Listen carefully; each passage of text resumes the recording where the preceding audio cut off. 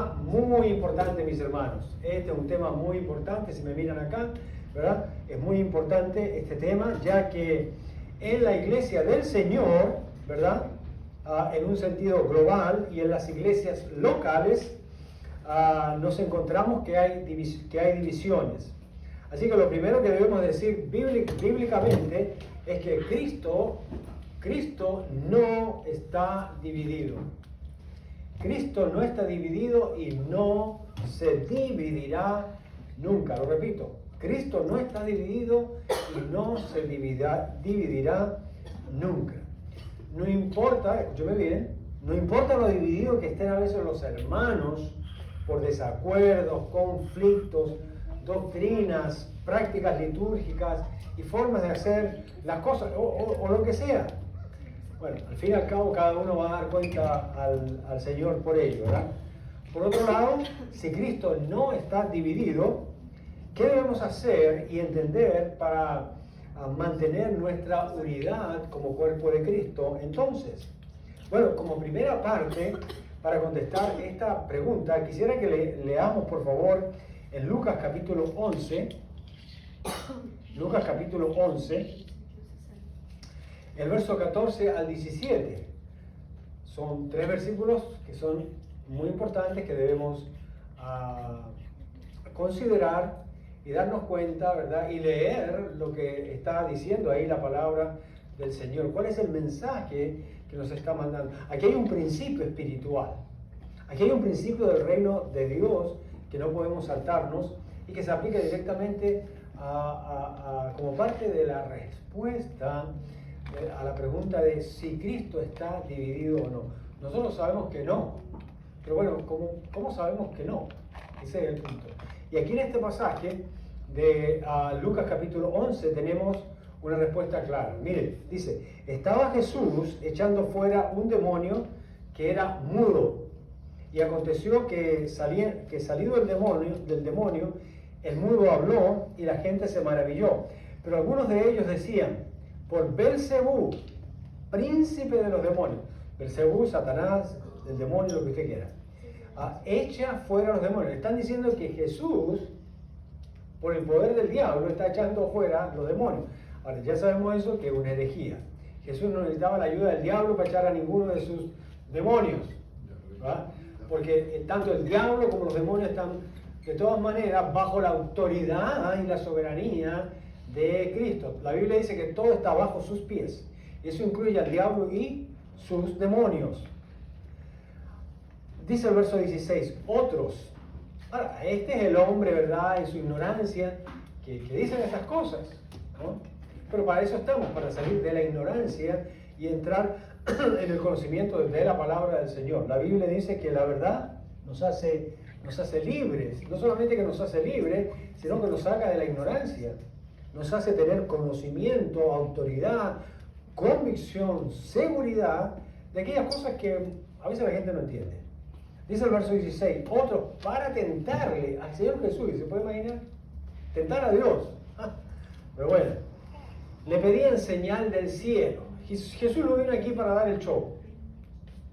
Lamentablemente mucha gente quiere usar el nombre del Señor Jesús para dar un show. Y por eso mismo a veces dividen la iglesia, dividen el cuerpo de Cristo, porque eso no es bíblico. Nosotros como cristianos no estamos aquí para dar ningún show. Estamos para mostrar a Cristo, para glorificarlo y exaltarlo en la manera más honrosa y digna posible. Pero eso no quiere decir que, vamos a usar entonces los medios de la gracia, vamos a usar cosas espirituales para llevarlas a un extremo con tal de utilizarlas para glorificar a Cristo. Mire, Dios no necesita eso. El Señor Jesucristo no necesita eso. Para eso Él, escúchame bien, Él dejó al Espíritu Santo para convencernos de juicio, justicia y pecado, para enseñarnos, para guiarnos, encaminarnos, fortalecernos, consolarnos, ayudarnos, exhortarnos a andar con Cristo. No dijo, ahí les dejo mi poder para que hagan milagros, para que tengan fe, para que convenzan a la gente. No dijo eso. Nos dejó su palabra y la bendita persona del Espíritu Santo para que nosotros estemos bien. Ahora, mira lo que dice el verso 17. Mas él, conociendo los pensamientos de ellos, les dijo, todo, ahora, fíjense, este versículo es clave, todo reino dividido contra sí mismo es asolado, y una casa dividida contra sí misma cae. Es obra del diablo, escúchame bien, es obra del diablo dividir, asolar, hacer caer. Y característica principal del reino de Dios es su unidad, mantenerse sólido, no importa los ataques, no importa las persecuciones, no importa todo lo que venga en contra y se oponga en contra el reino del Señor. Este va a permanecer unido y la historia nos confirma. Usted dice, pero pastor, hay iglesias que han desaparecido. Sí, hay iglesias que han desaparecido, pero Cristo no ha desaparecido. La unidad del cuerpo de Cristo no ha desaparecido. Y muchas otras cosas más como que les quiero mostrar que no han desaparecido, porque Cristo no está dividido, ¿verdad? Él no pertenece al mundo de las tinieblas para autodividir. Las tinieblas están divididas, ¿verdad? Están divididas en muchas partes, porque no pueden permanecer unidos. Entre ellos están todo el tiempo en conflicto.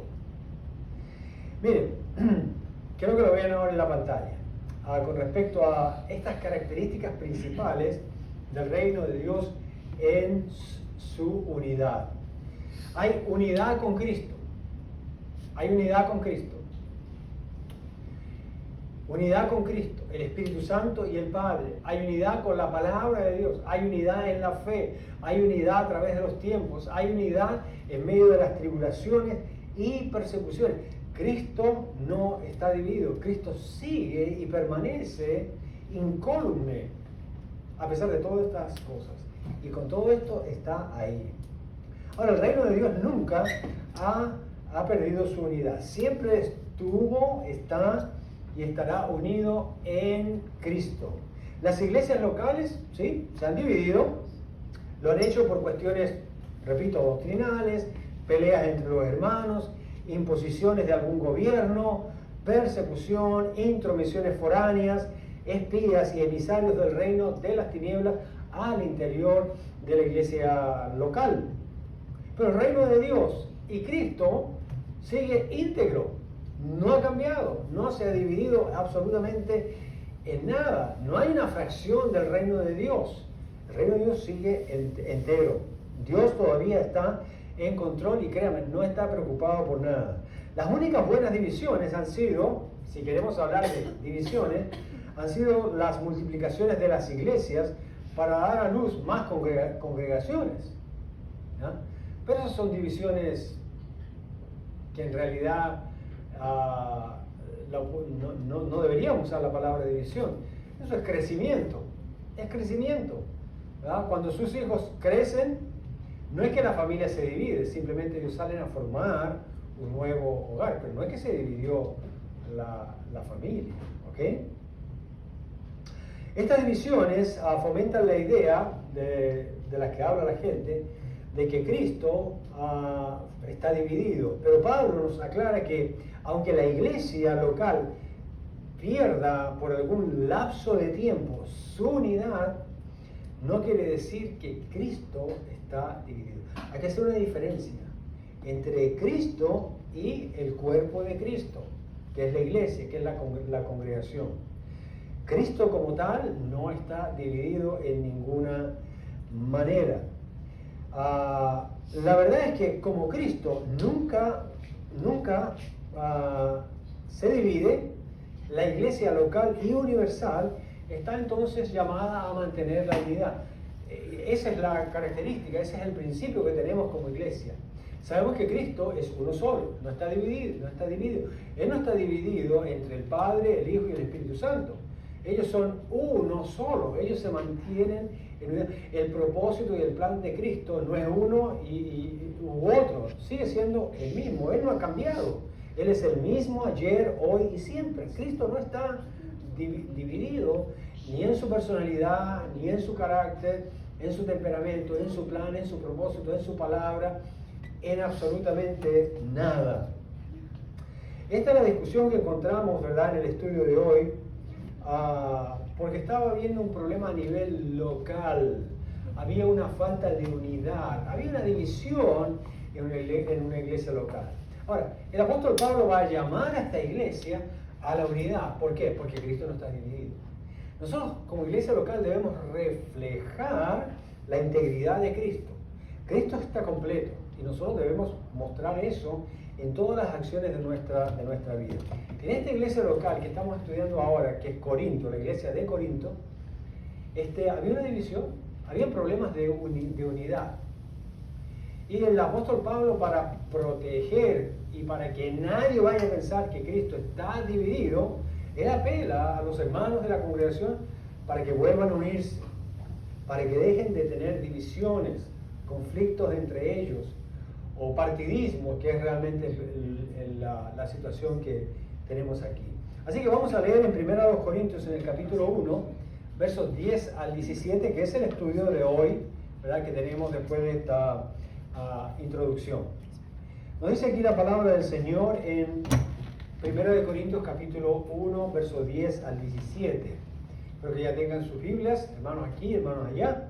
Dice la palabra del Señor: os ruego pues, hermanos, por el nombre de nuestro Señor Jesucristo, que habléis todos una misma cosa y que no haya entre vosotros divisiones, sino que estéis perfectamente unidos en una misma mente y en un mismo parecer. Porque he sido informado acerca de vosotros, hermanos míos, por los de Cloé, que hay entre vosotros contiendas. Quiero decir que cada uno de vosotros dice: yo soy de Pablo, y yo de Apolos, y yo de Cefas, y yo de Cristo. Verso 13. ¿Acaso está dividido Cristo? ¿Fue crucificado Pablo por vosotros? ¿O fuisteis bautizados en el nombre de Pablo? Doy gracias a Dios que a ninguno de vosotros he bautizado sino a Crispo y a Gayo, para que ninguno diga que fuisteis bautizados en mi nombre. Verso 16. También bauticé a la familia de Estéfanas. De los demás, no sé, dice, no sé si he bautizado a alguno. Otro, entre tanta gente que lo hizo, ¿verdad? Tantas iglesias que fundó. Pero por si acaso lo tira él así como para que nadie, me imagino por ahí alguien levantó la mano: no, a mí me bautizó. ¿Ah? Y el apóstol Pablo se lo tiene que haber quedado viendo y qué bien que te bautizaste. Lo importante no es que yo te bauticé, lo importante es que tú te bautizaste. ¿Ah? Tú eres de Cristo, no eres mío. ¿Ah? A mí me da mucha risa que en estos días se está usando un término un nuevo concepto que ha entrado en las iglesias, ¿no? Ya tiene algunos años. Se llama la cobertura espiritual. ¿Han escuchado hablar de ese concepto? Hay que tener la cobertura espiritual. Mire, se lo digo de una vez por todas y para siempre, ¿verdad? Clarito. La única cobertura espiritual que nosotros tenemos se llama Cristo. Estamos bajo la autoridad y la cobertura de Cristo. No estamos bajo la cobertura y la autoridad de una denominación. No estamos bajo la cobertura y la autoridad de un apóstol, los llamados apóstoles por haber, o de un profeta, o de un pastor, o de un cura, o de un sacerdote, ¿verdad? O de un líder religioso, o del maestro de la escuela dominical, o de mi hermano mayor en la fe. La cobertura espiritual es de Dios. La Biblia dice: el que habita bajo la sombra del Omnipotente. Eso es cobertura. Usted no habita bajo mi cobertura. Usted no habita bajo la cobertura de esta iglesia y de ninguna autoridad religiosa a nivel denominacional o eclesiástica o lo que sea. quien nos representa y quien es responsable por nuestras vidas es Dios. De Él es nuestra absoluta y total cobertura. El otro día un ministro le estaba diciendo a otros, ¿verdad?, que los que se salen de la cobertura de Él o los que no están bajo la cobertura de Él, les va a dar el COVID-19. Paciencia, hermano, ¿no? Como el dibujito ese que tenemos en WhatsApp, que se pone la mano aquí. Dios mío. ¿De dónde sacan eso, hermanos? ¿De dónde sacan? Yo sé, una vez por ahí alguien me dijo, no, es que es lo mismo, dice, como cuando Elías le tiró el saco a Eliseo para darle la cobertura espiritual. No. Eso pasó una sola vez, ¿verdad? Con el manto, ¿verdad? Y pues eso no es para eso, ¿verdad? Porque si no aquí empezamos a tirarnos los mantos todos, pues no, ya, entonces ya va a ser una mantería, esto ya va a ser, exacto, todo va a ser un relajo aquí, exacto, ¿no? Pero se llevan a estos extremos muchas veces en las iglesias, y hermano, eso sí trae división, eso trae desunión, pero Cristo no está dividido, ese es el principio, ese es el punto, y a eso hay que regresar. Ok, ¿qué es lo que nos está dividiendo? Bueno, hay que quitarlo, hay que sacarlo, hay que volver entonces a la palabra del Señor, que es la que realmente nos une. Tenemos que volver a Cristo, que es el que nos une. Tenemos que volver a la dirección del Espíritu Santo, ¿verdad?, que nos ilumine, nos enseña correctamente qué es lo que nos une. Pero no es la tradición, no es lo que alguien, ¿verdad?, venga a decir aquí porque agarró un versículo, porque alguien le dijo o porque algo pasó. Y entonces, ok, esa persona le está dando la cobertura. Verso 17, dice, pues no me envió Cristo a bautizar, sino a predicar el Evangelio, no con sabiduría de palabras, para que no se haga vana la cruz de Cristo, ¿no? ¿Cómo se hace vana la cruz de Cristo? Pensando que Cristo tiene que morir otra vez por usted. Cristo, dice la Biblia, murió una sola vez y para siempre. Pero también se puede hacer vana la cruz de Cristo cuando nosotros empezamos a hablar sabiduría humana, cuando empezamos a meter psicología, cuando empezamos a meter el business, cuando empezamos a meter los principios seculares al reino de Dios. Todo tiene que estar en orden. Ahora, en este capítulo 1 de 1 Corintios, mis queridos hermanos, encontramos 3 factores de la unidad de Cristo que son imposibles, escúchame bien, son imposibles de quebrantar. El primero de ellos ya lo vimos la semana pasada y está, como ustedes están viendo ahora en su pantalla, en 1 Corintios capítulo 4, verso 9. Este es el primer factor de unidad, la gracia de Cristo. La gracia de Cristo es el primer factor de unidad. Eso ya lo vimos la semana pasada, pero déjenme repasar algo. Entendiendo que la gracia de Cristo es inmerecida. Cuando usted entiende que la gracia de Cristo es inmerecida, ese es un factor de unidad. Cuando yo lo creo, cuando usted lo cree, cuando mi hermano lo cree, cuando mi otro hermano lo cree, desde el pastor hasta el más nuevo creyente, ¿verdad? Lo creemos, eso nos une. Porque todos estamos sintiendo y pensando y estamos bajo la misma seguridad y convicción. Mira, estamos aquí y pertenecemos a Cristo, no por nuestros méritos, sino por la gracia inmerecida, por el favor. Dios nos ha hecho un favor de traernos a su reino y salvarnos. Así que esta gracia inmerecida está basada en la elección de Dios para darnos salvación. Yo no elegí ser salvo, aunque respondí a la gracia de Dios dándome cuenta de que en mí no hay nada y que no puedo hacer nada para ser salvo. Cristo lo hizo todo. Él es el que me salvó. Así que yo simplemente debo pensar y estar convencido de que es inmerecido que yo pertenezca a Cristo. Y como es inmerecido, estoy agradecido y por supuesto yo voy a evitar cualquier cosa que pueda romper esa unidad con el Señor Jesucristo. Esto nos ratifica, está ratificado, en Efesios capítulo 2, versos 8 y 9, dice, porque por gracia sois salvos por medio de la fe, y esto no de vosotros, de ustedes, de mí, pues es don de Dios, es algo que viene de Dios, no por obras, no hay ninguna obra para que nadie se gloríe, para que nadie diga, bueno, pues el Señor sí encontró algo bueno en mí que por eso me salvó. No, no, no. Al contrario, porque no había nada bueno en usted, es que Él le plugo, le plació, tomó la decisión de salvarlo. Así que descansamos en la gracia de Cristo para nuestra unidad. ¿Ok? En segundo lugar, que es lo que vamos a estudiar hoy, en segundo y tercer lugar, 1 Corintios capítulo 1, versos 10 al 3, es el segundo factor. Y el factor aquí es el nombre del Señor Jesucristo. Dentro de un momento vamos a estudiar esta sección ya más en detalle, pero es para que ustedes tengan referencia. El primer factor, ¿cuál es? La gracia de Dios. El segundo factor es el nombre, aquí lo tenemos, el nombre de nuestro Señor Jesucristo.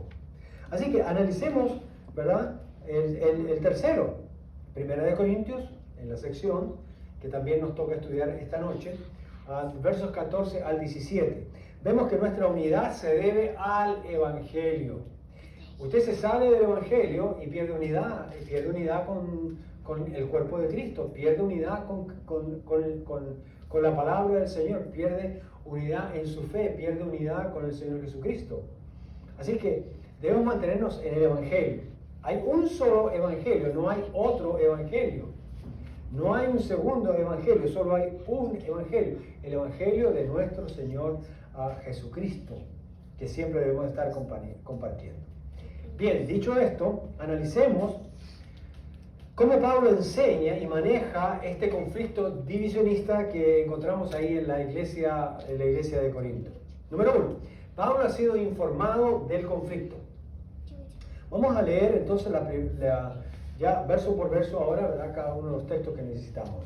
El verso 10 dice: os ruego pues, hermanos, por el nombre de nuestro Señor Jesucristo, que habléis todos una misma cosa y que no haya entre vosotros divisiones, sino que estéis perfectamente unidos, en una manera completa, íntegra, unidos en una misma mente y en un mismo parecer. Lo primero que encontramos es el ruego de Pablo, ¿verdad? Dice, os ruego. Aunque el apóstol Pablo era un hombre de fuertes convicciones, cuando se trata de conseguir algo para honrar a Cristo y su iglesia, o en particular con un hermano o una hermana en Cristo, generalmente el apóstol Pablo resalta su amor de ayudar. Él cambia de tono, él ruega, habla de amados hermanos, siempre, habla de hijitos, no para imponerse sobre ellos, ¿verdad? Sino en un término cariñoso por el cuidado que él siente que debe tener por ellos, como una madre con sus hijos. Esa es la idea. Él apela al nombre de nuestro Señor Jesucristo. Poderoso nombre, somos salvos por su nombre. La Biblia dice que no hay otro nombre dado a los hombres que el nombre de nuestro Señor Jesucristo. Había otros nombres involucrados en el conflicto que estaba afectando la unidad de la iglesia. Pero el nombre de Cristo debía ser suficiente para terminar con cualquier disputa que hubiera en la congregación. El ruego y la exhortación, que aparecen aproximadamente unas 24 veces en la primera carta de los Corintios y en la segunda carta, ¿no? Siempre el apóstol Pablo con mucho amor, con mucho cariño, tratando de solucionar estos problemas que se dan en toda la iglesia, de alguna manera, uno u otro. De Pablo, ¿verdad? Aquí tiene el sentido de apelar a un cambio de corazón sobre un asunto, creando un espíritu de unidad en ello. Ahora, ¿alguna vez usted ha tenido un conflicto con un familiar, con un amigo? ¿Verdad? Si el conflicto no se quiere solucionar, usted simplemente le digan como se lo digan, usted, como decimos vulgarmente, se hace el tonto, se hace la tonta, se pone duro. Pero si realmente uno quiere arreglar, uno muestra una disposición, ¿verdad? Y la mente y el corazón de uno están dispuestos a ceder, están dispuestos a conversar, están dispuestos a transar, están dispuestos a llegar a algún acuerdo, ¿verdad? Y esa es la idea que tiene aquí el apóstol Pablo con rogarle a los hermanos. Miren, no se pongan cabezones, no se pongan duros. no se pongan necios, no se cierren, ¿verdad? Porque hermanos, si usted se pone ofendido, se pone ofendida, la Biblia dice que las puertas de su corazón son como las puertas de un castillo, ¿no? ¿Han visto las puertas de un castillo alguna vez? Son inmensamente altas, son inmensamente gruesas. Para abrirlas se necesitan por lo menos 4 hombres por cada lado, ¿verdad? Y asimismo tienen unas barras o unos paneles, ¿cómo se dice? Pestillos, ¿verdad? Y unas, ¿cómo se dice? Palos grandes, ¿verdad? Que eso es imposible. Cuando ya se cierra eso, no hay cómo cerrarlo. Algunas se abrían así, otras se abrían de adentro hacia afuera. Pero se requería mucha fuerza. Pero cuando lo querían hacer, pues todos colaboraban y se abrían. Pero a veces nosotros somos así como las puertas de un castillo, ¿no? La Biblia habla de las puertas del alcázar, ¿no? Dice alcázar, ¿no? Que no se quieren abrir por más que la otra persona quiera colaborar desde afuera, pero como se abre desde dentro, no hay cómo. No hay cómo. Cuando se trata de la unidad del cuerpo de Cristo en una congregación, uno tiene que estar dispuesto, porque si no, sí, el miembro, la persona que esté involucrada o las personas que estén involucradas, ¿verdad? Simplemente van a ser parte del problema y no de la solución. Su apelación al nombre de Cristo, esto lo voy a decir con cuidado, era como los romanos o cualquier ciudadano romano, ¿verdad?, que había adoptado la nacionalidad romana. Si había algún conflicto, el César era la última instancia que les podía hacer justicia. Ahora, guardando las proporciones, estamos diciendo aquí que Cristo es igual al César. Por supuesto, Cristo está por sobre el César. No nos olvidemos nunca de eso. Y eso ocurre en la vida actual de nuestras naciones. Pablo recurre y apela al nombre de Cristo. Apelar a Cristo, quien es la más grande y alta autoridad del cristiano. Por supuesto, está apelando a lo correcto, como los romanos apelaban a César para pedirle justicia. En este caso estamos apelando a Dios mismo, a Cristo mismo. Miren, las iglesias no deben resolver sus problemas porque la denominación lo dice, o porque los oficiales de la iglesia lo dicen, o porque el pastor lo dice. Tiene que ser por causa del nombre y del amor al nombre de Cristo. ¿Cuántos aman a Cristo? Ahora, ¿cuántos aman el nombre de Cristo? ¿Cuánto les dulce el nombre de Cristo? ¿O ustedes tienen pánico a escuchar el nombre de Cristo? ¿Aman el nombre de Cristo? Debemos amarlo, porque no hay otro nombre dado a los hombres, ¿verdad?, en el cual podamos ser salvos, dice la Biblia. El nombre de Cristo es poderoso. Así que debemos apelar a él. Cuando se trata de la unidad de la iglesia, por supuesto, es la perfecta voluntad de Dios que recurramos al nombre de Él. Así que, hermano y hermana, si usted está dudando, está viendo división en su iglesia o lo que sea, invoque el nombre de Cristo. Que Cristo sea honrado, ¿verdad? Que la integridad, ¿verdad?, de la iglesia se restaure solo por amor al nombre de Cristo. A mí me encanta, hermanos, cuando leo el libro de los Salmos. ¿Cuánto les gusta leer los Salmos? Que bien, lean los Salmos, porque muchas veces David decía, cuánto amo tu nombre. Cuánto amo tu nombre, oh Jehová. Así que amar el nombre del Señor es una bendición. A usted no le gustaría que hable mal de un ser querido, ¿verdad? Bueno, cuando hay división, la gente empieza a hablar mal de Cristo en la iglesia. Así que por amor al nombre de Cristo debemos apelar al nombre de Cristo, hermanos. Por el amor de Cristo, por el amor al nombre de Cristo, paremos cualquier problema, cualquier división, cualquier contienda que haya en nuestra iglesia, cualquiera que ésta sea, hermano. Pero esto es la fórmula divina, ¿verdad?, correcta para honrar el nombre del Señor Jesús. Ahora, hay cosas claves que ayudan a recuperar la unidad de una iglesia local. Les voy a mencionar 3 que están aquí en el verso 10, ¿ok? La primera de ellos es que hablen todos una misma cosa, ¿ok? Vayan mirando el versículo y se van a dar cuenta. Dice que hablen todos una misma cosa. Que hablen de Cristo y no de ellos. Que eviten las discusiones y busquen la armonía. Que eviten los desacuerdos menores. Saben que la mayoría de las divisiones comienzan y son por desacuerdos menores, no mayores. En otras palabras, el que quiere pelear, pelea, pues. ¿Ya? Pero, como alguien dijo por ahí, se necesitan dos para pelear. Así que yo no sea uno de ellos, ¿verdad? Que colabore con la idea de que la iglesia puede estar desunida.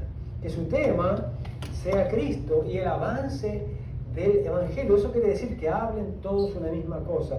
Que hablen de cómo ganar más almas para Cristo y no quién las ganó, que es más importante. Bueno, parece que los hermanitos estaban ahí con esa vanidad, ¿no? Yo bauticé a esto, yo gané a este otro para Cristo, yo hice esto en la iglesia. No estaban buscando exaltar a Cristo, no estaban buscando poner bien y mostrar amor al nombre de Cristo, sino quizás buscando, ¿verdad?, un poquito de propaganda a su propio nombre, crédito para ellos mismos. El deseo de Pablo para esta iglesia refleja la oración de Jesús como referencia en Juan capítulo 17. Dice, para que sean uno, así como nosotros somos uno, yo en el Padre y el Padre en mí. Así que, hermanos, Cristo nunca ha estado dividido, ni con el Padre, ni con el Espíritu Santo, ni con la palabra, ni con el mismo, que sería tan diferente, ¿verdad? Esto es que cambien el corazón, ¿verdad? Que hay unidad, no conformidad, es crucial para una iglesia saludable y creciente en la gran comisión. La segunda cosa que nos dice ahí el verso 10 que estamos mirando, ¿verdad? Dice que no haya divisiones entre ellos, que no haya, verso 10, que no haya divisiones entre ellos. La división no es parte de la vida cristiana, ¿no? Solo lo es la unidad. Así que usted y yo siempre debemos estar colaborando para mantenernos unidos. ¿Ah? Cuando usted hace una crítica a un hermano o una hermana, ¿qué está haciendo? Está dividiendo. ¿Ah?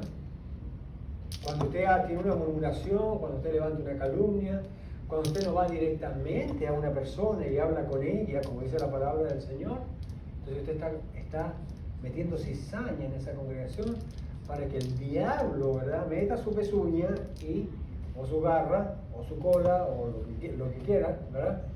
Y entonces pues traiga un desacuerdo, una división, una contienda en la iglesia.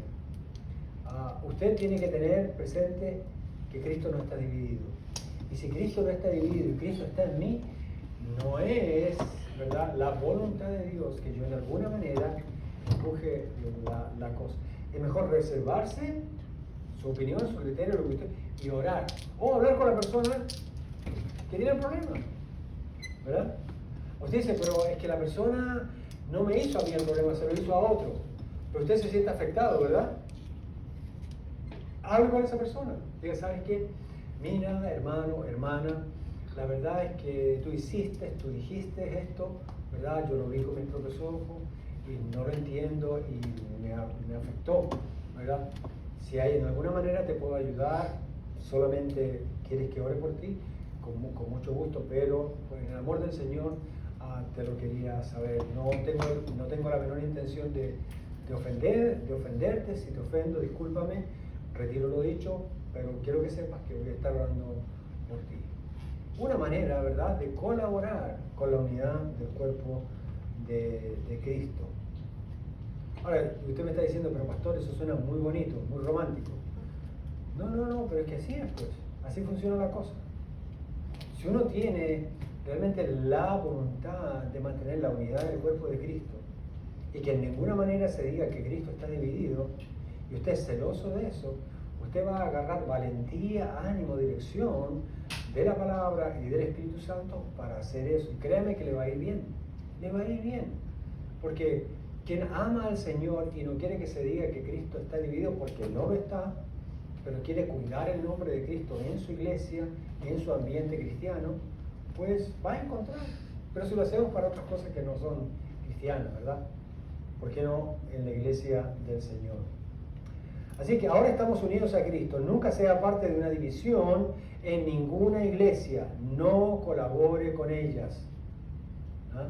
Porque un día usted va a sentir culpabilidad, cargo de conciencia, ¿verdad? El día de mañana, cuando usted esté un poquito más maduro y entienda lo que pasó, ¿no?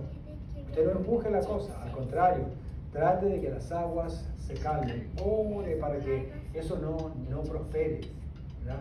Que Dios bendiga a su iglesia y que ésta refleje que efectivamente Cristo no está dividido. ¿Y cómo sabemos eso? Cuando nosotros no estamos divididos.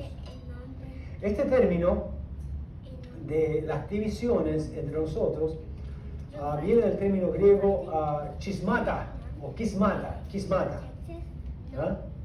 Y fue usado en el griego koiné para referirse a la división entre partidos políticos. Tenemos la palabra sismo. ¿Han escuchado hablar de la palabra sismo o sisma?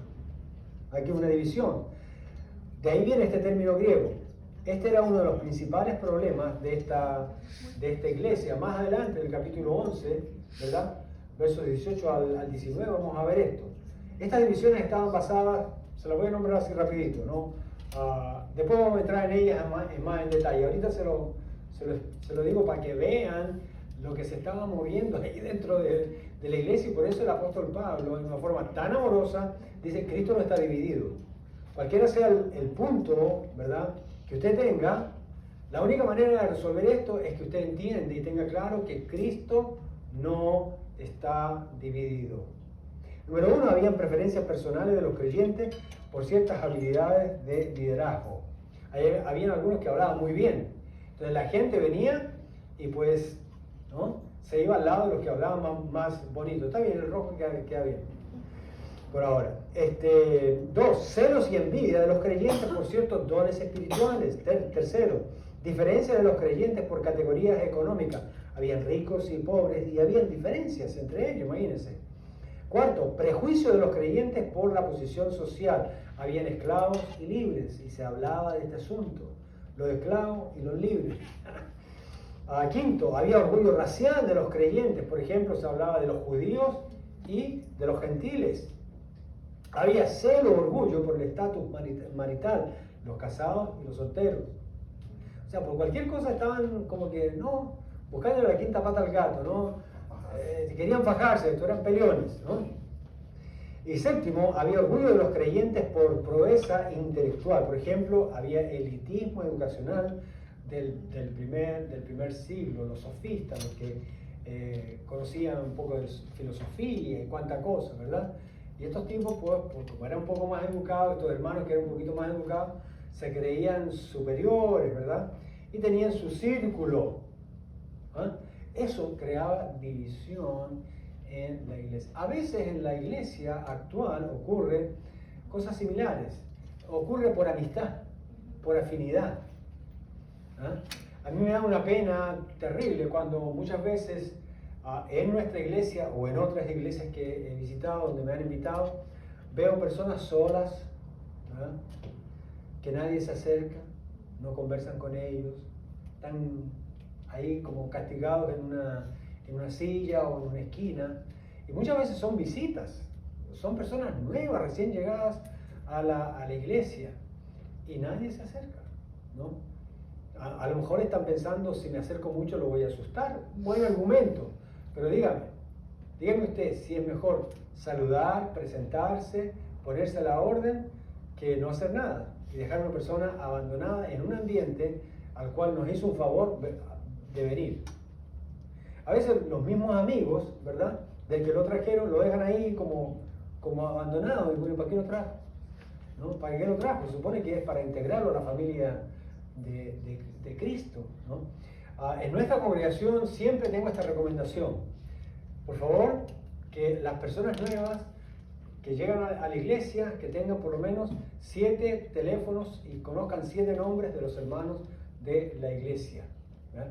Yo normalmente le ando preguntando al liderazgo: ¿cómo se llama tal persona que está nueva en la iglesia?, ¿no?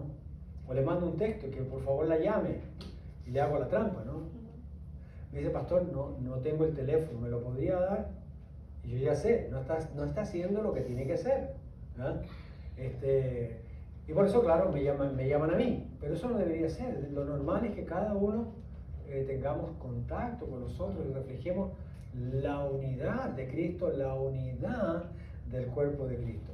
Ahora, por favor, los que están aquí, los que están en casa y que son miembros de esta iglesia, revisen si tienen 7 hermanos, ¿verdad?, en su teléfono, por si acaso. El domingo me lo muestran. En muchas maneras, este énfasis en la arrogancia, el orgullo, el dogmatismo y las preferencias personales describen la confusión denominacional de la iglesia moderna. Cada grupo reclama ser el mejor siguiendo a un líder humano. Por ejemplo, los que siguen a Lutero, los que siguen a Calvino, los que siguen a Arminio, los que siguen a Wesley, etcétera, etcétera, los que siguen a tal fulano, los que siguen a tal apóstol, los que siguen a tal pastor, ¿no? Y cada vez vamos creando una división, lo cual no debería ser, porque no lo vemos eso en la palabra, no lo vemos. Una vez se le acercó un grupo de líderes, de ancianos, a Moisés, y le dijeron: mira, Moisés, en el otro extremo del campamento hay un montón, dice, de hombres que están profetizando. ¿Qué hacemos con ellos? La idea es, los matamos, le tiramos piedras, ¿qué hacemos con ellos? ¿Y qué les contestó el apóstol Pablo? Me encanta esto. Moisés, como estamos con Pablo, entonces, Moisés, la respuesta de Moisés, el siervo del Señor, que era un hombre humilde, ¿verdad?, que caminaba con Dios, él dijo: ojalá todo el pueblo profetizara. Wow. Y créanme que ese es mi deseo, que ojalá todo el pueblo del Señor predique. Todos prediquen. ¿Ah? Cosa que no hay diferencia, ¿no? Cuando llega un inconverso a la congregación, todos predican. Y entonces eso protege al pastor de que sea entronizado. Todos somos iguales. ¿Ah? Pero mientras haya uno solo que predique, ¿ya? Ok, ese es como quien dice el mayor, el más grande, ¿no? Entonces a ese se lo va enalteciendo, lo cual pues no es bíblico, por lo menos en la iglesia evangélica, ¿verdad? En la iglesia del Señor Jesucristo. Segundo, los elementos del conflicto que amenaza la unidad. Bueno, aquí avanzamos a los versos 11 y 13. Los elementos del conflicto que amenazan la unidad. Dice el verso 11: porque he sido informado acerca de vosotros, hermanos míos, por los de Cloé, que hay entre vosotros contiendas. Quiero decir que cada uno de vosotros dice: yo soy de Pablo, yo de Apolos, y yo de Cefas, y yo de Cristo. ¿Acaso está dividido Cristo? ¿Sí ven? ¿Acaso está dividido Cristo? ¿Fue crucificado Pablo por vosotros? Me encanta esto. Y la tercera pregunta: ¿o fuiste bautizados en el nombre de Pablo? Quiero que reflexionemos aquí un momento. Pablo identifica la fuente de información. No la oculta, no fue un chisme, no fue algo dicho por debajo de la mesa. Nos dice que fueron los de Cloé. Pero no lo dice para acusarlos, sino para identificarlos, porque los de Cloé estaban dispuestos. Seguramente Pablo le dijo: oye, ¿ustedes están seguros de lo que me están diciendo? De que en la iglesia de Corintios hay divisiones. Por supuesto, Pablo. Y Pablo le tiene que haber preguntado: bueno, yo le voy a escribir a los hermanos allá en Corinto. ¿Puedo decir que ustedes me dijeron? Para probar si era verdad o no. Por supuesto. Yo hago lo mismo. Cuando alguien me viene a reclamar algo de alguien, yo le pregunto: hermano, hermana, ¿usted está dispuesto a acompañarme o que yo diga que usted me lo dijo? No, pastor, yo no. Ahí muere el asunto. Ahí muere. Porque usted entonces vino con un chisme, vino con una calumnia, o simplemente usted realmente no cree en la justicia de Dios y en obedecer la palabra del Señor. La Biblia dice claramente que si usted tiene algo en contra de alguien, usted tiene que ir y hablar con esa persona. Ahora, yo entiendo, a algunos se les hace difícil y le pueden venir a pedir ayuda a algún líder de la iglesia. Encantado. Pero lo vamos a hacer asumiendo responsabilidad, como nos enseña la palabra del Señor. Si no, ni me lo diga. Si no, no se lo diga al líder de la iglesia, porque eso es crear división. Eso es meter cizaña, queridos amigos. Entonces, algunos opinan, les voy a contar una pequeña historia. Algunos opinan que Cloé, esto es muy interesante, era una cristiana rica de la ciudad de Éfeso, que tenía contacto con la ciudad de Corinto, que estaban cerquita, eran ciudades vecinas, ¿ok? Y que ella tenía como era rica, ella tenía esclavos que eran creyentes que vivían en Corintio y que ellos compartían las cosas que pasaban en la iglesia de Corintio a ella, ¿no? Si por chisme o no, pero ella por lo menos estaba al tanto de lo que pasaba en la iglesia de Corintio. Puede ser que los informantes eran familiares que se habían convertido al Señor y fueron a ver al apóstol Pablo para informarle de las disensiones que habían allí, simplemente para que él supiera, pero ellos están asumiendo la responsabilidad. Sí, nosotros somos los de Cloé, los de la familia y los esclavos o los parientes de Cloé, ¿no? Así que están asumiendo su responsabilidad. De cualquier forma que le haya llegado la situación a Pablo, él consideró que era importante darle atención al problema, como compartir quién informó para que nada estuviera oculto. Ahora, esto es muy importante, hermanos. Si queremos evitar problemas en una iglesia, si queremos evitar divisiones en una iglesia, si queremos evitar decir y comunicar equivocadamente que Cristo está dividido, ok, esto es importante lo que vamos a decir. ¿Quién dio la información? ¿Quién dio la información? Los de Cloé. Acuérdense que ellos ya dieron la cara. Pablo les tiene que haber preguntado. Yo voy a decir que ustedes me dijeron. ¿Y ellos? ¿Está bien? Tanto así que Pablo lo pone escrito desde el primer capítulo. ¿Ah? Tiene testigo. Perfecto, así se deben hacer las cosas. No es que a mí me parece, no es que yo creo, no es que yo quisiera, no, mira. Aquí, o que tuve una revelación, no. Aquí somos varios, los de Cloé, ¿verdad? Y queremos informar. Miren, quien da la información debe ser responsable para confirmar o no los hechos. ¿Por qué les digo esto? Los anonimatos no deben ser tomados en cuenta en los conflictos de la iglesia. Esos son irresponsables.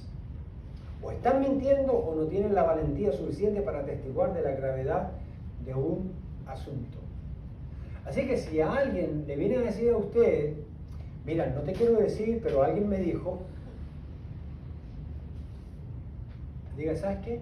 Mira, déjalo ahí, no tenemos nada que hablar. Si tú no puedes asumir responsabilidad, o la otra persona que te lo dijo no puede hacer responsabilidad, ¿verdad? ¿Cómo vamos a desmentir el asunto? Simplemente yo te voy a tener que creer a ti porque alguien te lo dijo a ti, o etcétera, etcétera, etcétera. Así no funciona.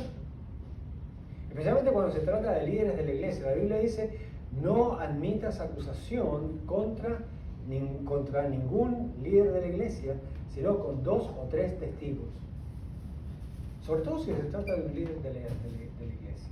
Ahora, yo personalmente, como líder de la iglesia, siempre me aseguro de tener, cuando alguien tiene, yo tener por lo menos 2 o 3 testigos. ¿Ah? Para asegurar que lo que me están diciendo no es personal. Porque si es personal, simplemente digo, ok, venga, hablemos. ¿Se acabó? Pase lo que pase. Porque si no, el problema crece, hermano, como manzana podrida y después contagia a todo. Todo se daña, todo se pudre. Y eso hay que pararlo ya. De raíz, exactamente, ¿no? Lo más pronto posible, ayer.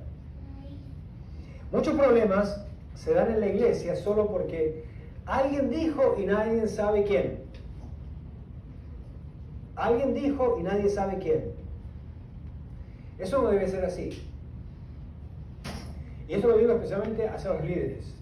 Si alguien les manda una carta anónima, un texto anónimo, diciendo algo sin responsabilidad, sin nombre, ¿verdad? De testimonio, de testigo, mire usted, deséchalo. Ciérrese eso. Usted no lo escuchó y manténgase firme. A menos que realmente usted está haciendo algo malo y pues ya Dios le está avisando. Que por lo general no es así, ¿no? Quien no da la cara, por lo general no tiene base, no tiene nada que decir. Mire, y este principio usted lo puede aplicar en su casa, lo puede aplicar en la familia, lo puede aplicar en su trabajo, lo puede aplicar en la sociedad. Va a funcionar perfectamente bien. De hecho, desde un punto de vista jurídico, legal, así es como funciona. Eso está basado en la Biblia. Así que usted nunca admita, ¿verdad?, una acusación anónima. Nunca. Si le llega una cartita, un email, bórrelo inmediatamente. O guárdelo y ¿cómo se llama? Escóndalo, pero no lo lea. Porque eso, aparte que le va a dañar su corazón, ¿verdad? Usted va a estar ahí maquinando en su mente. ¿Quién será el que me dijo? ¿Quién será este anónimo? Y usted va a empezar a sospechar del bueno y del malo. Entonces, usted va a empezar a tratar en una manera diferente a los que están a su alrededor porque está sospechando de todo. Mire, como dice un amado hermano, amigo mío, no le dé corriente a eso. No le bote corriente. ¿No? Y es verdad, hermano. No le bote corriente a eso. Por si acaso es un término colombiano, ¿no? Pablo, con celo de Dios y por Dios, fomenta la verdadera identidad del cristiano. Somos de Cristo, lo que está diciendo aquí. Somos de Cristo. Por eso, él toma la palabra y declaraciones y posturas de ellos, ¿verdad? Y en la iglesia, de cosas que hacen que desunan a los corintios. Por ejemplo, miren, ahí lo tienen ustedes. Voy a separar esta frase. Yo soy de Pablo, dice. Yo soy de Pablo. Uno decía, yo soy de Pablo. Otro decía, y yo de Apolos, y yo de Cefas, y yo de Cristo. ¿Cuántas divisiones habían? 4 a falta de una.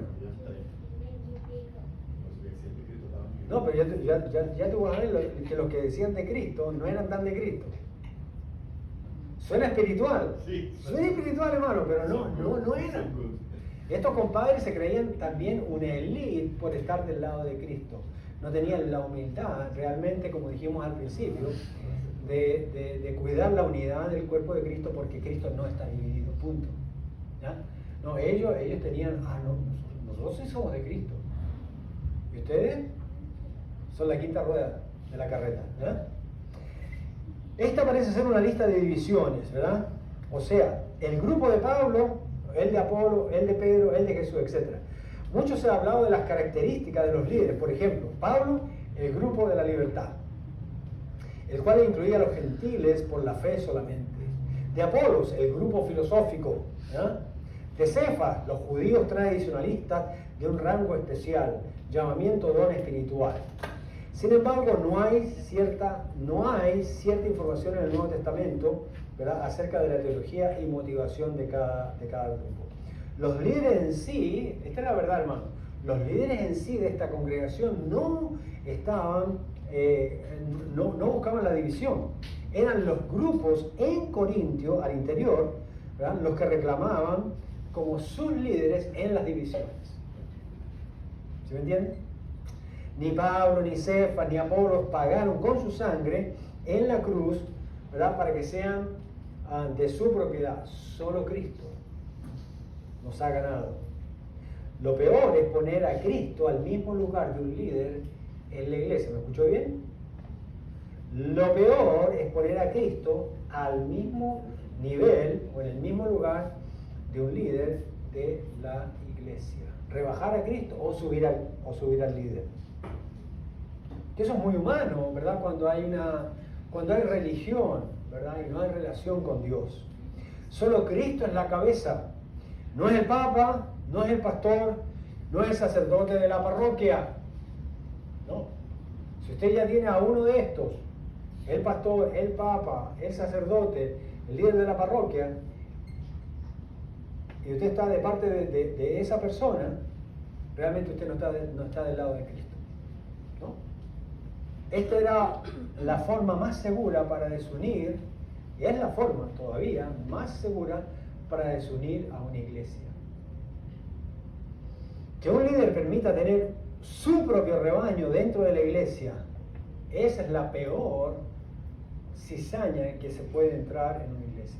Muchas iglesias se dividen justamente por eso, porque no están unidos a Cristo, dividen a Cristo.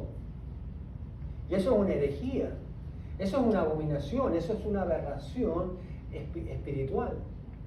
Dicen, no, pero es que mi pastor, no, es que mi líder, él sí tiene la razón. No. Ellos no tienen la razón. Y usted tampoco. Cristo sí tiene la razón. Y por amor a su nombre, todo lo demás tiene que bajar. Todo lo demás tiene que calmarse. Los puntos de vista, acciones de un líder, si ve que están haciendo que la iglesia o un grupo se está moviendo en dirección de él, debe parar inmediatamente con eso, ya que eso es instrumento de división. El argumento de poder y decidor para desarmar la falta de unidad o la pérdida de esta, lo encontramos, ¿verdad? En el verso 13, 1 Corintios 1:13, dice, ¿acaso está dividido Cristo? ¿Fue crucificado Pablo por vosotros? ¿O fuiste bautizados en el nombre de Pablo? Miren, las preguntas son irónicas, 3 preguntas clave, ahí las tienen. ¿Acaso está dividido Cristo? ¿Fue crucificado Pablo por vosotros? ¿O fuiste bautizados en el nombre de Pablo? Miren, 3 preguntas clave. Por supuesto, son 3 preguntas irónicas y todos podían responder no, solamente Cristo, Cristo, Cristo, Cristo. Las respuestas son fuertemente irónicas a la conciencia, a la mente y al espíritu del creyente. Miren, número 1, Cristo no está nunca dividido, ni nunca estará dividido. Pablo ni ninguno de los líderes a los cuales se han arrimado o tomado parte murió por ellos. Todos fueron bautizados en el nombre de Cristo. Ahora, 3 puntos claves de unidad de cualquier iglesia. Número 1, la unidad de Cristo. Número 2, la muerte de Cristo. Y número 3, el bautismo de Cristo. Punto. Si hay alguna división, hay que recurrir a esto. Estos son los 3 puntos claves, ¿verdad? La unidad de Cristo, la muerte de Cristo, el bautismo de Cristo. Solo Cristo, Cristo solo, como dice el himno. Y ahí se acaba la discusión en una iglesia. Si decidimos honrar y amar el nombre de Cristo, cualquier desacuerdo, cualquier desánimo, cualquier crítica, cualquier cosa que no esté funcionando bien, que a usted no le parezca, pero si eso va a crear desunión en la congregación, usted échese para atrás, porque Cristo no está dividido. Si eso va a crear división, si eso va a crear un cisma, ¿recuerda la palabra en griego que vimos? Cisma. Entonces usted, por amor a Cristo, porque Cristo no está dividido, usted échese para atrás. A menos que sea una cuestión fundamental de la iglesia, ¿verdad? Una cuestión que es esencial, como decía Lutero, pues valdría la pena, pero en el amor del Señor. Pero de lo otro no, porque si no va a pasar lo que pasaba en la iglesia de Corinto. Ningún hombre merece que dividamos la iglesia por ellos.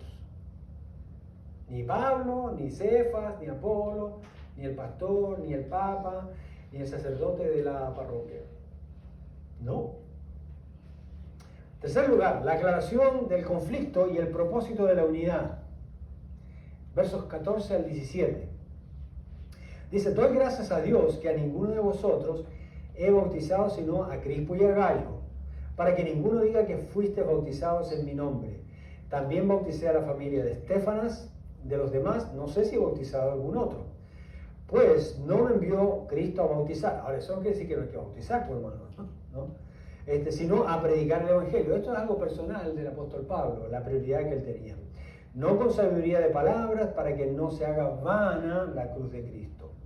Pablo no es que desestima el mandato de Cristo de bautizar a los nuevos creyentes. Está en la Gran Comisión. Pablo lo sabía. Pablo decidió dejar el ministerio de bautismo en manos de otros. ¿Para qué? Aquí dice. Porque su misión no terminaba con ellos bautizándolos.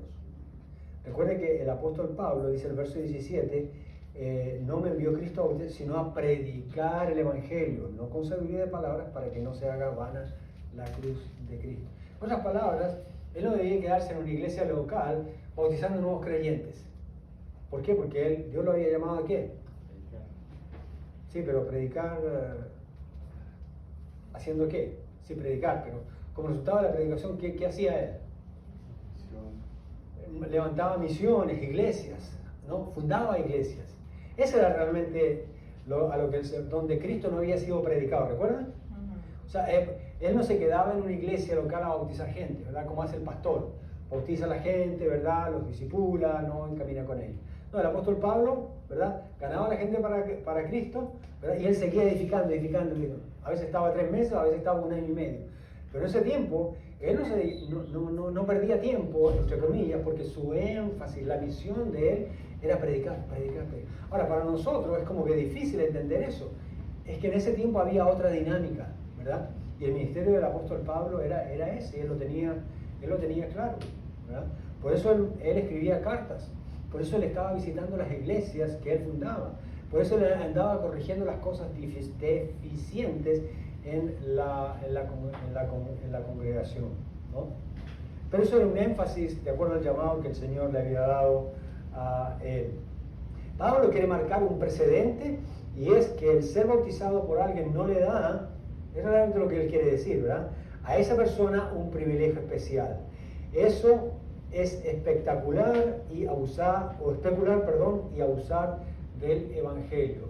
Parece que algunos, ¿verdad?, claro, como Pablo los dejó, mira, ¿sabes qué? Yo predico, tú bautizas. Él delegaba, ¿no? Él era muy bueno para delegar. De hecho, cuando ustedes leen Efesios capítulo 4, él dice que Dios ha elegido, ¿verdad?, los pastores, los maestros, ¿para qué? Para que ellos capaciten, para que hagan, ¿qué cosa? La obra del ministerio. Pablo enseñó ese principio, de delegar, que otros hagan la obra del ministerio. Así que generalmente él tenía esto de delegar, pero él predicaba. Y se mantenía en la oración. De hecho, en los comienzos de la iglesia, mayormente cuando la iglesia era judía primeramente, ¿verdad? En la iglesia primitiva, la mayor parte de la iglesia era judía, tuvieron que organizar y establecer 7 nuevos diáconos. ¿Para qué? ¿Se acuerdan? ¿Para qué eran los nuevos diáconos? ¿Para qué? Para que los apóstoles hicieran ¿qué cosa? Para que predicaran y para que oraran. ¿Qué? Así es. No dice que para bautizar, no dice que para que tengamos tiempo de andar bautizando. No. En realidad estaban involucrados en todo eso, estaban bautizando, estaban atendiendo a las viudas de los judíos, de los griegos, estaban haciendo de todo. Pero Dios los había llamado realmente ¿a qué? ¿A bautizar? ¿A cuidar a la gente? ¿A hacer la obra social? No. Hay que preparar a la iglesia para que haga eso, porque si no uno termina casi como Moisés, ¿verdad? ¿Recuerdan? El suegro le pegó una buena retada. Jetro le dijo, mira compadre, si no quieres tirar la pata pronto, delega. Y él delegó, grupo de 50, de 100, de miles, etc. ¿No? Igualito que aquí, todo el mundo hace algo. ¿Se han dado cuenta? No, aquí camina la cosa. Bien. Okay. Somos bautizados en el nombre de Cristo, y quien nos guíe para cumplir con el mandato de Cristo no es más que Cristo. No debemos entronizarlo por su ayuda. Hizo lo que tenía que hacer. Ejecutar una ceremonia no nos hace mejores ni mayores que nadie. Ni siquiera, escúchame bien, nos da autoridad. ¡Oh! Claro. Porque usted bautizó a alguien. No es que usted aquí es el rey del mango.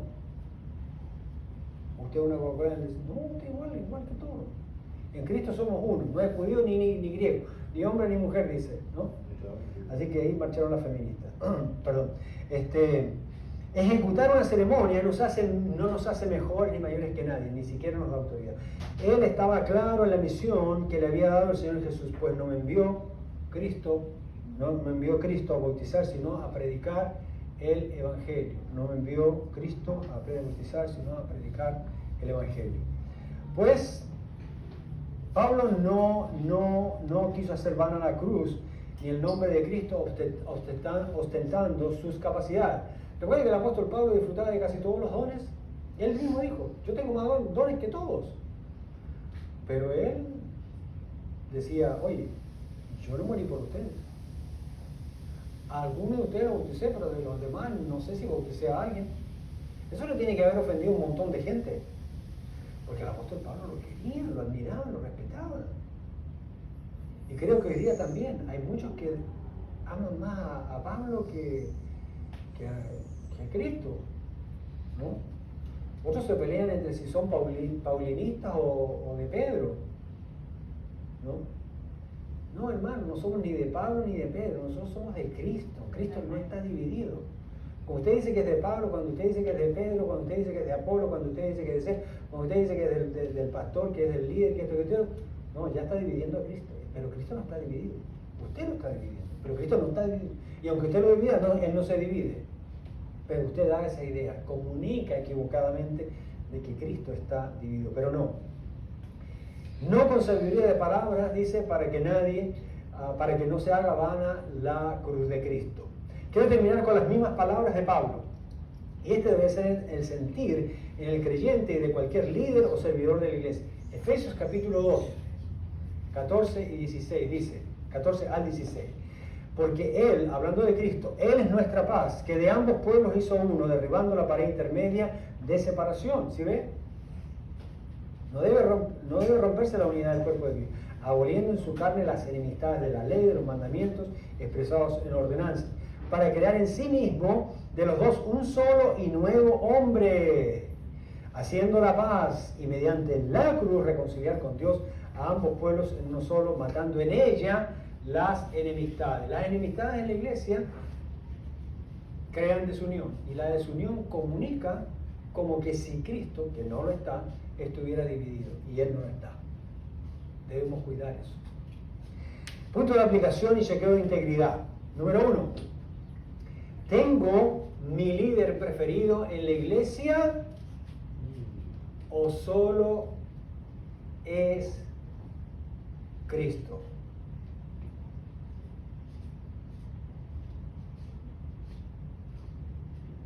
Piensen en eso, hermano. Piensen en su corazón, en su espíritu. Eso.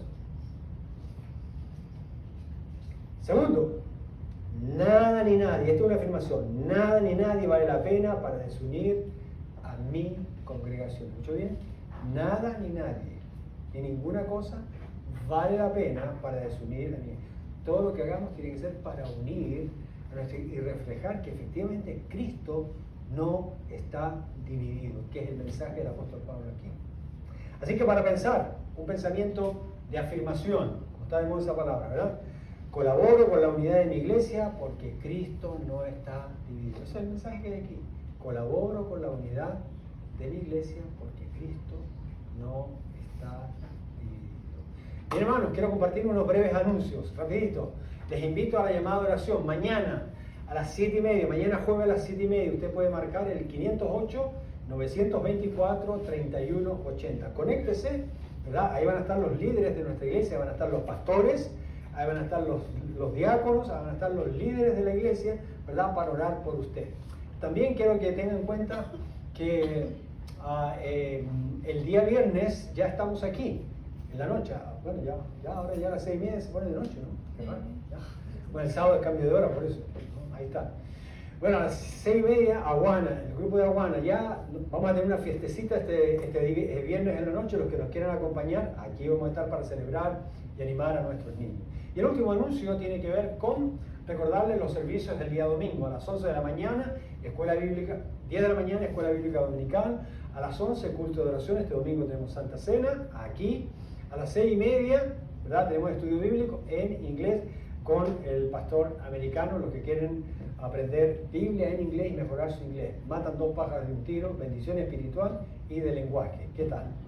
Señor, te damos gracias por tu palabra, bendícela y prospera. Señor, bendice a cada hermano que esta noche nos acompañó aquí, en casa o en la red. En el nombre precioso de Cristo Jesús. Amén y amén.